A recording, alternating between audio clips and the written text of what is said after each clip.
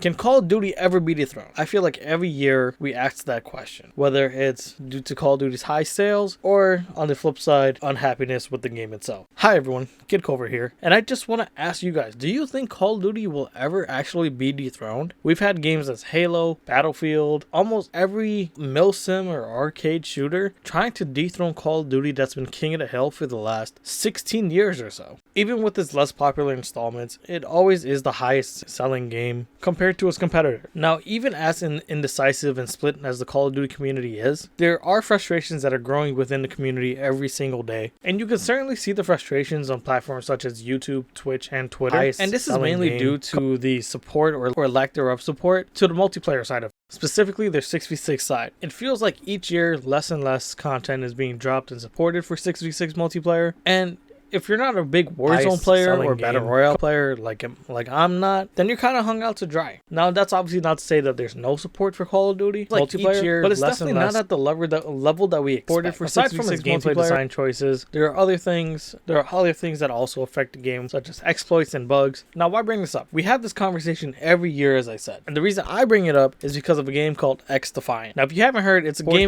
game being developed by Ubisoft and led by the one and only Mark Rubin. Yes, that Mark Rubin. Now, just as a little background, it's an arena-based 6v6 shooter that also consists of some elements of hero shooters as well, such as specific abilities designed for specific characters. Since its initial announcement, the reception has been split. Some of the reception was split due to the original name being Tom Clancy's XDefiant, and it having some of this like punk rock aesthetic to it that many people didn't really associate with Tom Clancy, which I completely understand. But the game does take place in the Division universe. Since then, it has been rebranded though, but unfortunately, there have been some that have written the game off. Now, you might be saying, do I really think that XDefiant can dethrone Call of Duty? Like the Call of Duty, the AAA Call of Duty, Call of Duty? And to that, I can say with full confidence, maybe. Now, why maybe? So it starts with their insider session. I got to play their first insider session of 2023, and no, that does not mean that I'm special in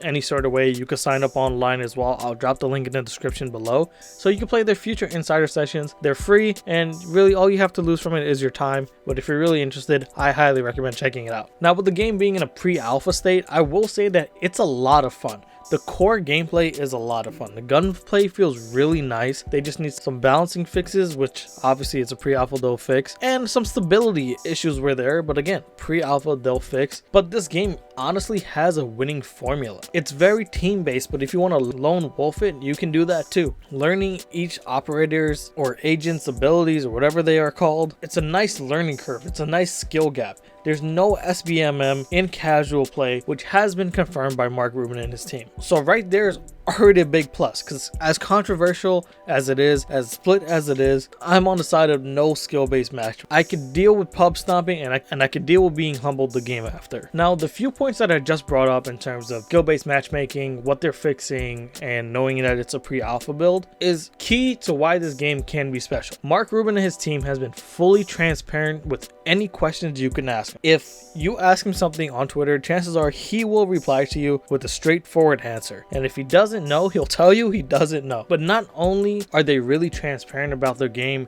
and telling you exactly what you're gonna get for a free-to-play game, which is important to know.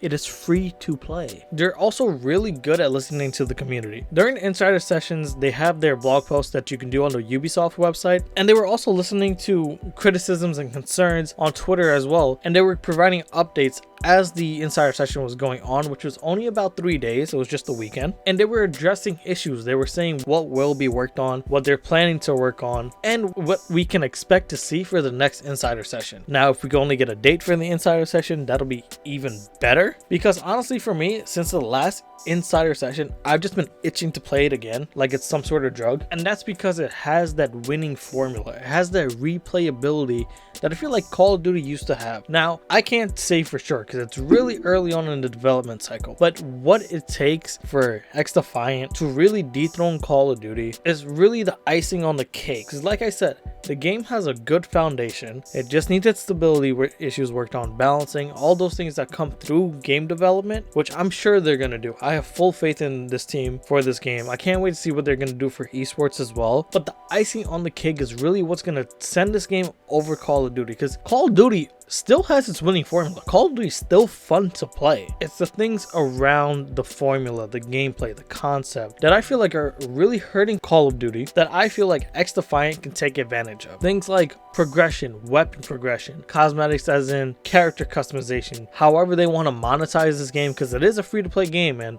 and we are in the age of battle passes. So I would only assume that this game would also have a battle pass, but we'll see. The way it handles its post-launch content.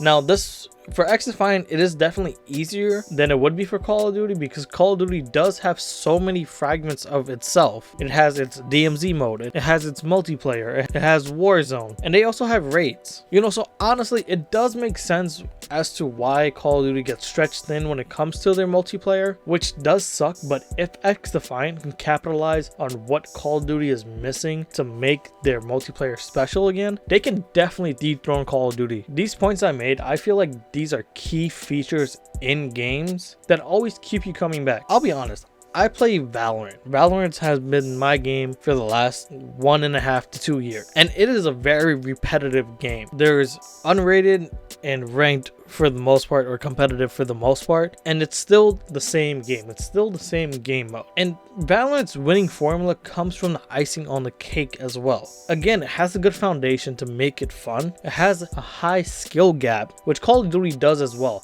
but you kind of lower that with skill-based matchmaking, and thankfully XDefiant is going to have that, so that's going to be a win on their part. Personally, if you feel different, honestly, let me know. I want to know your thoughts on skill-based matchmaking as well, because lately I feel like it's a more split reception than it used to be. But let me just get back on topic, because I could really have an hour-long conversation on skill-based matchmaking. I'm just trying not to. Now, I personally really want to know, are you enjoying Modern Warfare 2? If you're not, if you haven't been playing, I want to know why. Is it because of the reasons I said, the icing on the cake, or is it really the core gameplay of the game that's making you not want to play? And I don't only mean the pacing of the game, because I know that's one major thing. And let me know, have you tried XDefiant? Have you played the insider sessions? Are you interested? I wish, and I can only hope, that the next insider session we could actually post and stream gameplay. But if you have, let me know what you think about it. And in addition, if you haven't gone to play, but you have been watching YouTube videos and doing your research,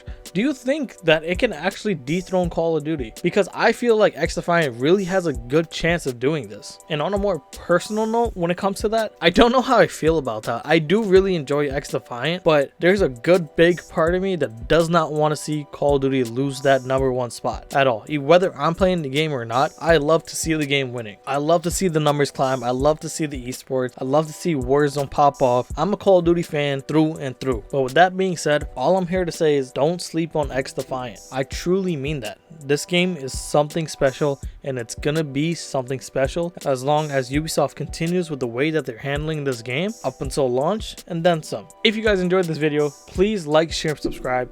Please, I do want to know your opinion on XDefiant. If you think Call of Duty would ever be dethroned, whether that's by XDefiant, Battlefield, Halo, some other third game, whatever it may be, just let me know. I truly want to hear your guys' opinion. Thank you guys for watching.